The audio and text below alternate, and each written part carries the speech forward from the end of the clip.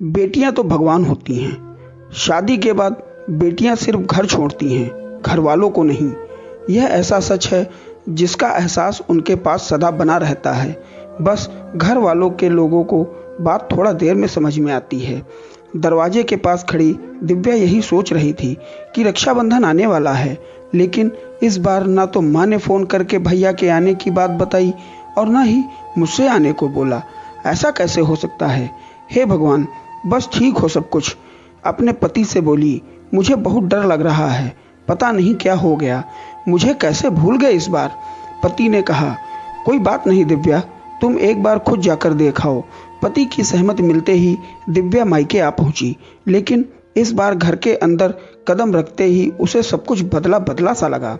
पहले जहां उसे देखते ही माँ और बाबू जी के चेहरे खुशी से खिल उठते थे, इस बार उन पर परेशानी की झलक साफ दिखाई दे रही थी। पहले भाभी उसे देखती ही दौड़ी चली आती और प्यार से गले लगा लेती थी, पर इस बार दूर से ही हल्के से मुस्कुरा दिया। भैया भी कुछ ज़्यादा खुश नहीं दिखे। दिव्या ने जैसे तैसे एक रात बिताई, परंतु अगले दिन सुबह ही उसने अपनी माँ से बात की। तब माँ ने बताया, इस बार तुम्हारे भैया का काम बिल्कुल ठप हो गया है, ऊपर से और समस्याएं, बस इसी वजह से तेरे भैया को तेरे घर भी न भेज सकी। दिव्या बोली, कोई बात नहीं माँ, ये मुश्किल दिन भी जल्दी निकल जाएंगे, आप चिंता मत करो। शाम को भैया भाभी आपस में बात कर रहे थे, जो दिव्या ने सुन ली।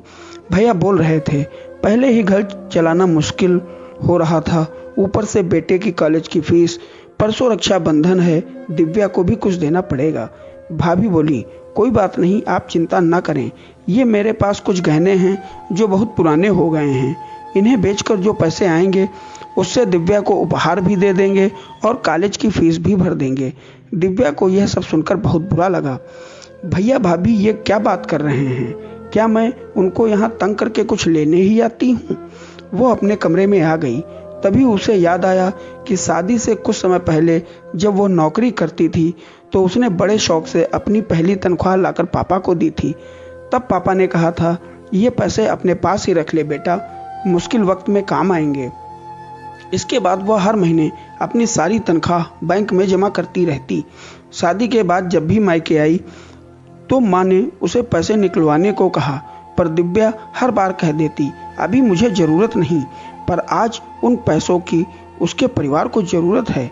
वो अगले दिन सुबह भतीजे को साथ लेकर बैंक गई और सारे पैसे निकलवाकर पहले भतीजे की कॉलेज की फीस जमा की और फिर घर का जरूरी सामान खरीदकर घर वापस आ गई। अगले दिन जब भैया का टीका किया तो भैया ने भरी आंखों से उसके हाथ में 500 का नोट रखा। दिव्या मना करने लगी तो भैया बोले, ये तो शगुन है पगली, मना मत कर। दिव्या बोली, भैया बेटियां मायके शगुन के नाम पर कुछ लेने नहीं, बल्कि अपने माता पिता की अच्छी सेहत की कामना करने, भैया भाभी को माँ बाप की सेवा करते देख ढेरों दुआएं देने और बड़े होते भतीजे भतीजियों की नज़र उतारने आती हैं।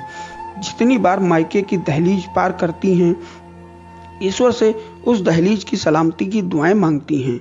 जब भी मुझे देख माँ पापा के चेहरे पर रौनक आ जाती है, भाभी दौड़कर गले लगाती हैं, आप मुझे प्यार देते हो, मुझे मेरा शगुन मिल जाता है। अगले दिन दिव्या ने मायके से विदा होकर ससुराल जाने के लिए जैसे ही दहलीज के पार कदम रखा कि भैया का फ़ोन बज उठा।